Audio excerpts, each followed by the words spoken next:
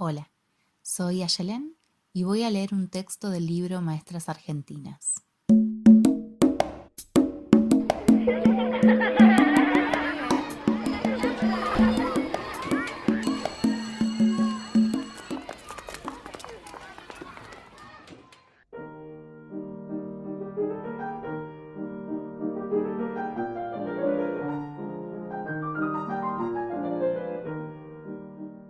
Economía doméstica.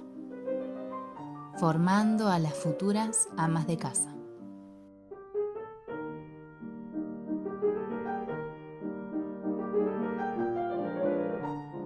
Las llamadas labores domésticas, tejido, costura, cocina, entre otras, habían sido desde la época colonial un contenido habitual en la instrucción de las niñas, y la Ley 1420 recogió esa tradición al disponer que para las niñas será obligatorio, además, el conocimiento de labores de mano y nociones de economía doméstica. Este último término, economía doméstica, presentaba la milenaria carga de las mujeres bajo un barniz de modernidad, lo que estaba dado por la pretensión de una organización científica de las tareas hogareñas, sus tiempos, instrumentos, costos, etc. Lo que no cambiaba eran sus objetivos: formar a las alumnas desde su más tierna edad para el rol social que se esperaba de ellas. Así lo explicaba el inspector de esta modalidad, Ángel Bassi, quien contribuyó a establecer sus bases. La diferencia estriba en las variantes que ofrece la naturaleza de cada sexo y la misión de ambas en la vida adulta. El hombre tiene la obligación de trabajar para atender el sustento de la familia. La mujer tiene la obligación de atender a los quehaceres del hogar. Por esto, al hombre se le debe enseñar un oficio, cualquier cosa que le rinda una ganancia, y a la mujer aquello que más tarde ha de constituir su obligación principal, la práctica de los ya citados quehaceres domésticos. Se trataba de reafirmar algunos mandatos patriarcales, justo cuando estos comenzaban a ser puestos en cuestión debido al ingreso de las mujeres al trabajo industrial y a los espacios públicos, entre ellos el propio magisterio. Por ello, Bassi agrega a continuación: los cambios impuestos por las exigencias de los nuevos tiempos habrán podido desviar un tanto a la mujer de su misión nativa. Pero a pesar de todo cuanto sucede, su misión fundamental es y seguirá siendo una: ser madre. Lo dicen sus órganos sexuales y lo confirman sus inclinaciones espontáneas, sus tendencias instintivas a la maternidad, al hogar.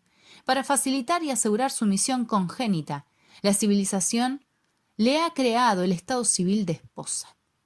Para hacer la completa felicidad de los suyos, tendrá que ser capaz de gobernar y administrar su casa, de criar y dirigir a sus hijos, de velar por la salud de cuantos la rodean y de responder a las múltiples exigencias que nacen de su condición de dueña y señora del hogar. Como en muchos otros aspectos, la experiencia previa que en la materia venían haciendo las escuelas públicas de Estados Unidos llegó al país a través de maestras norteamericanas como Cora Hill en el Normal de Paraná o Florence Atkinson en el de San Juan. Pronto tuvieron sus continuadoras locales, que en algunos casos trascendieron el aula llegando a escribir tratados o textos didácticos y a ocupar cargos jerárquicos en el sistema educativo. Entre las maestras escritoras destacaron Emilia Salzá, con Economía doméstica al alcance de las niñas, en 1901, Amelia Palma, seudónimo de Ana Pintos, con sus obras El hogar modelo, de 1902, y Consejos a mi hija, de 1903, y Cecilia Grierson, autora de La educación técnica de la mujer, de 1902.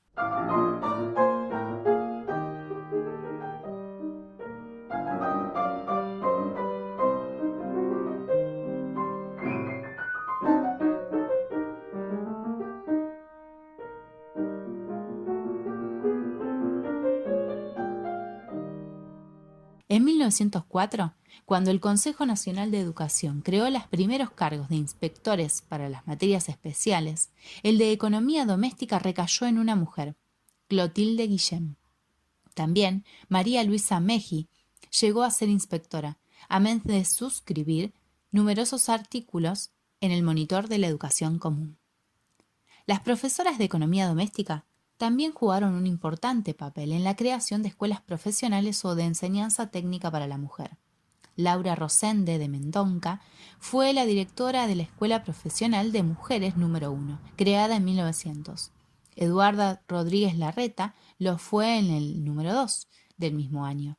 Luisa Lanús de Galup en el número 3, que abrió sus puertas en 1906, y Lucía R. de Paz en la número 4 de 1909. Estas instituciones ofrecían cursos de corte y confección, bordado y otros oficios como artes decorativas, pinturas, repujado, encajes, encuadernación y fotografía. Por los contenidos intrínsecos de la materia, las educadoras que impartieron economía doméstica en las escuelas fueron activas reproductoras del discurso patriarcal, comenzando por las teóricas, como Amelia Palma, quien dejó escrito: la influencia de la mujer en la familia la conquistará si trata de proporcionar a todos los suyos un dulce bienestar, cumpliendo los deberes de esposa y de madre, pues es la mujer la que da la vida al hogar, como también es ella quien lo destruye, cuando por ignorancia o abandono descuida el cumplimiento de esos deberes. ¿Qué gloria podrá igualarse a la de la esposa o madre, que sin más fuerza que de la poderosísima dulzura, sin otra cadena que la abnegación y ternura, amarra al esposo y al hijo al hogar, convirtiéndolo en jaula dorada donde ellos cantan dichosos? Siendo la mujer el sol del sistema doméstico, de ella debe fluir la fuerza que haga girar armónicamente esa inmensa constelación de pequeños y grandes detalles sobre los cuales gravita la vida del hogar, sin desatender ni aun el que parezca más insignificante, porque estos son los que más de las veces interrumpen la perfecta marcha que constituye una casa. Tiene que ser su más celoso y activo guardián, su administrador más recto y severo. Desde que te levantes hasta que te acuestes, todas tus horas, tus minutos, tendrán que ser absorbidos por tus deberes. Estarás obligada a ver y oír todo, y sobre el hecho u objeto más importante como sobre el más nimio, ejercer estricta planificación.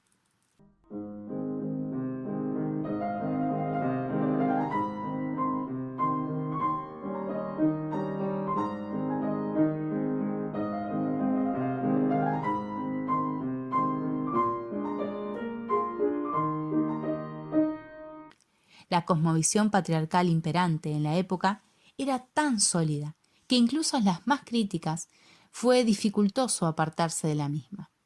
La educadora Emilia Salzá, por ejemplo, fue una figura destacada en el primer Congreso Femenino Internacional en 1910, punto de encuentro del feminismo de la época.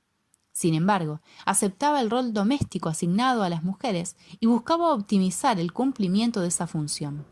Lo mismo puede decirse de Cecilia Grierson, quien proponía a las mujeres lo siguiente: saber teórica y prácticamente la ciencia del hogar. De ello depende la salud y el bienestar de la familia, lo que no podrá conseguir sin el conocimiento de muchas ciencias y la técnica de los quehaceres domésticos.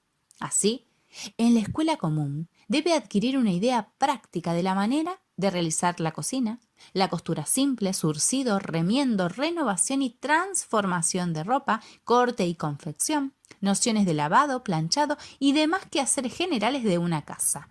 No me detendré mucho en la sección costura, corte, confección y modas, porque esta enseñanza está muy bien tratada en nuestras escuelas.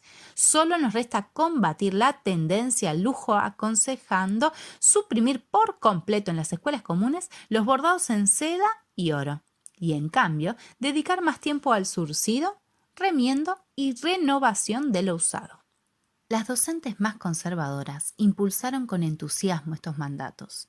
La puntana Celia La Palma de Emery, quien se graduó como maestra normal en 1884 y ejerció durante varios años en Catamarca, promovió la enseñanza doméstica en las escuelas de niños, hogares y orfanatos dirigidos por la Iglesia Católica, así como la creación de escuelas de artes y oficios para mujeres de la clase obrera. También puede citarse entre las católicas a Aurora del Castaño, autora del Vademecum del Hogar de 1903. Pero incluso las socialistas y anarquistas tan críticas en otros aspectos, tendieron a propagar los criterios sexistas implicados en la economía doméstica. Mercedes Gauna y Rosalía Granovsky, que actuaban en el seno de la anarquista Liga de Educación Racionalista, organizaban para el alumnado femenino cursos de higiene, corte y confección y cuidado de enfermos. De este modo, la instauración de economía doméstica como contenido obligatorio para las niñas en las escuelas primarias del país conjugó dos sentidos contradictorios. Facilitó el acceso de las mujeres a lo público, robusteciendo al magisterio como una vía de autosuficiencia económica y de prestigio social, pero al costo de convertir a cada una de esas educadoras en las reproductoras más fieles del discurso patriarcal.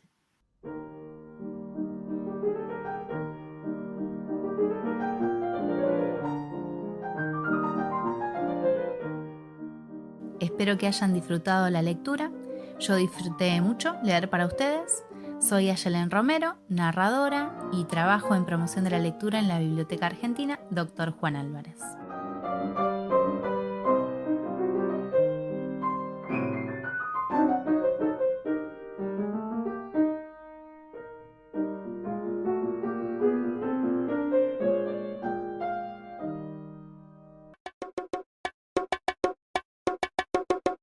Maestras Argentinas, entre mandatos y transgresiones, reúne en un centenar de capítulos las trayectorias de maestras de todo el territorio nacional y de todas las épocas. El ámbito educativo pone en tensión los mandatos establecidos y las motivaciones propias de cada educadora, lo que confiere un particular dinamismo y riqueza a estas historias de vida.